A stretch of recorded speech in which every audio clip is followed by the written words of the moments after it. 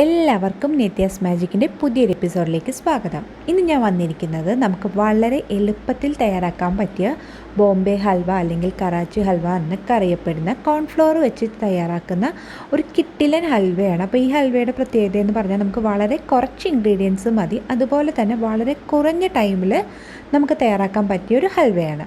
അപ്പോൾ ഇതെങ്ങനെയാണ് തയ്യാറാക്കുന്നതെന്ന് നമുക്ക് നോക്കാം. അപ്പോൾ നമുക്ക് ഇതിന് വേണ്ടുന്ന ഇൻഗ്രീഡിയൻസ് എന്തൊക്കെയാണെന്ന് നോക്കാം. ഞാനിവിടെ 1/2 കപ്പാണ് കോൺഫ്ലോർ എടുത്തിരിക്കുന്നത്. അപ്പോൾ ചില സ്ഥലങ്ങളിൽ ഇത് കോൺ സ്റ്റാർച്ച് എന്നറിയപ്പെടും. അപ്പോൾ 1/2 കപ്പ് കോൺഫ്ലോർ എടുത്തിട്ടുണ്ട്. അത് നമുക്കൊരു ബൗളിലേക്ക് ഇട്ട് കൊടുക്കാം. ഇനി ഇതിലേക്ക് നമുക്ക് 1 കപ്പ് വെള്ളം ചേർത്തിട്ട് നല്ലതുപോലെ കട്ടകളൊന്നുമില്ലാതെ മിക്സ് ചെയ്തെടുക്കാം. അപ്പോൾ നോർമൽ വാട്ടർ തന്നെ ചേർത്താൽ മതി. അപ്പോൾ 1/2 കപ്പിന് 1 കപ്പ് വെള്ളമാണ് നമ്മൾ ചേർക്കുന്നത്. അപ്പോൾ അതുകൂടി ചേർത്തിട്ട് കട്ടകളൊന്നും ഇല്ലാതെ നമുക്ക് നല്ലതുപോലെ ഒന്ന് മിക്സ് ചെയ്തെടുക്കാം.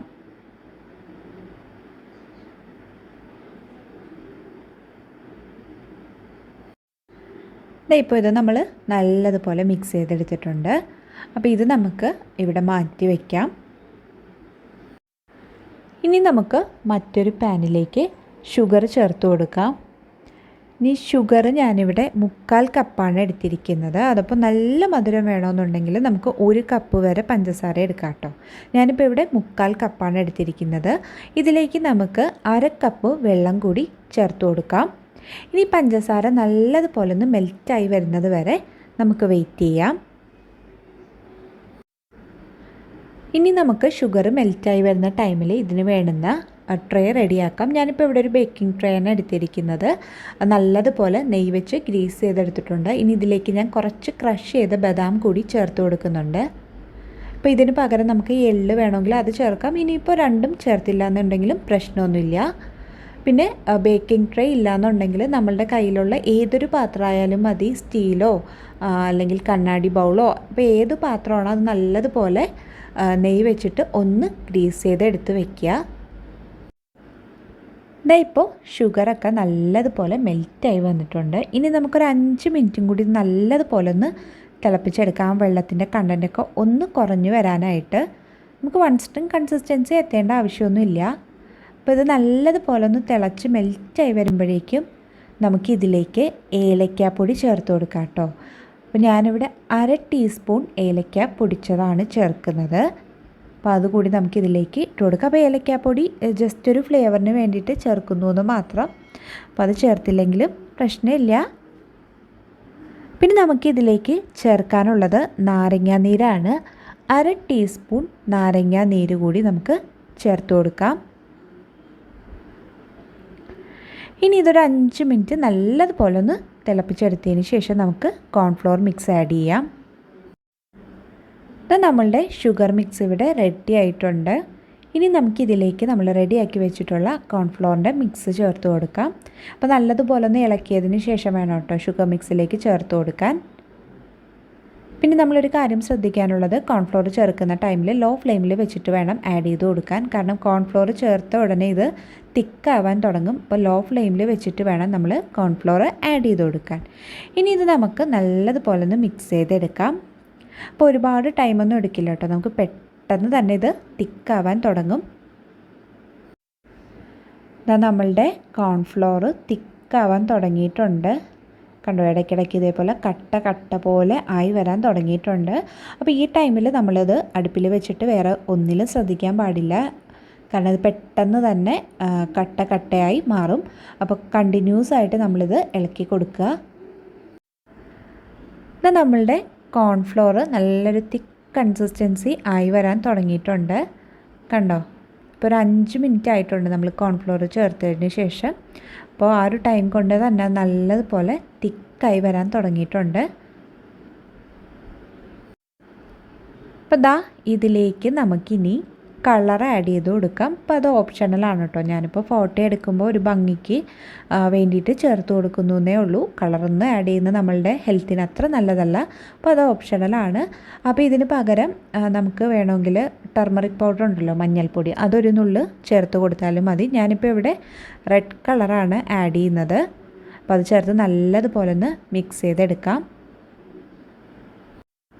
ഇനി ഇതിലേക്ക് നമുക്ക് നെയ്യ് ആഡ് ചെയ്ത് കൊടുക്കാം. ആദ്യം ഞാനിപ്പോൾ 1 ടേബിൾ സ്പൂണാണ് നെയ്യ് ചേർത്ത് കൊടുക്കുന്നത്. ഇനി ആ നെയ്യ് ചേർത്തിട്ട് നമുക്കിത് നല്ലതുപോലെ ഒന്ന് മിക്സ് ചെയ്തെടുക്കാം.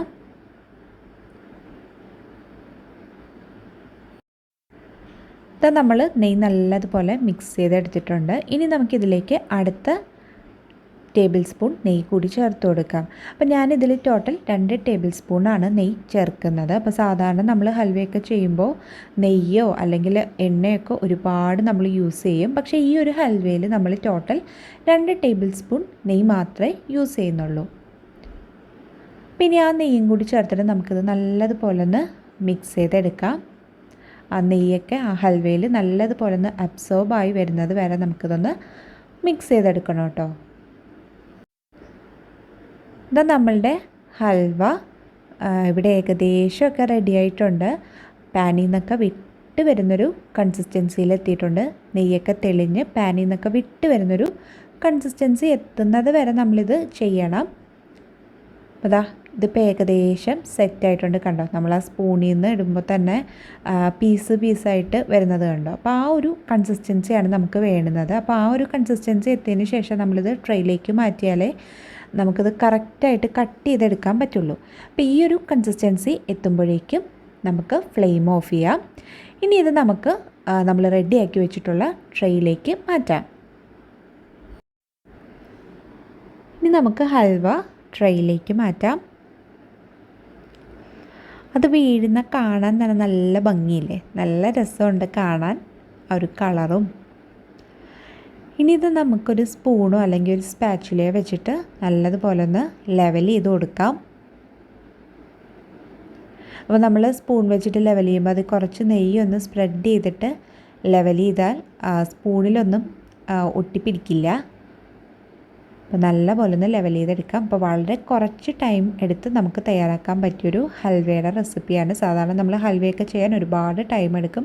എന്നാൽ ഇത് വെറും 15 മിനിറ്റിലാണ് നമ്മൾ തയ്യാറാക്കി എടുത്തത്. ഇപ്പോൾ നമ്മൾ നല്ലതുപോലെ ലെവൽ ചെയ്തെടുത്തിട്ടുണ്ട്. ഇനി നമുക്കിതൊരു 30 മിനിറ്റ് റെസ്റ്റ് ചെയ്യാൻ വയ്ക്കാം. ഹൽവയ്ക്കൊന്ന് തണുത്ത് സെറ്റായി വരട്ടെ. ഇത് നമ്മളുടെ ഹൽവ ഇവിടെ റെഡിയായി വന്നിട്ടുണ്ട്. 30 മിനിറ്റ് കഴിഞ്ഞപ്പോൾ തന്നെ അത് സെറ്റായിട്ടുണ്ട്. ഇനി നമുക്കൊന്ന് ഡീമോൾഡ് ചെയ്തെടുക്കാം. അപ്പോൾ പെട്ടെന്ന് ഡീമോൾഡായി കിട്ടാനായിട്ടാണ് നമ്മൾ ട്രേയിൽ നെയ്യ് അപ്ലൈ ചെയ്ത് കൊടുക്കുന്നത്. കണ്ടോ, നല്ല അടിപൊളി കോൺഫ്ലോർ ഹൽവ റെഡി ആയിട്ടുണ്ട്.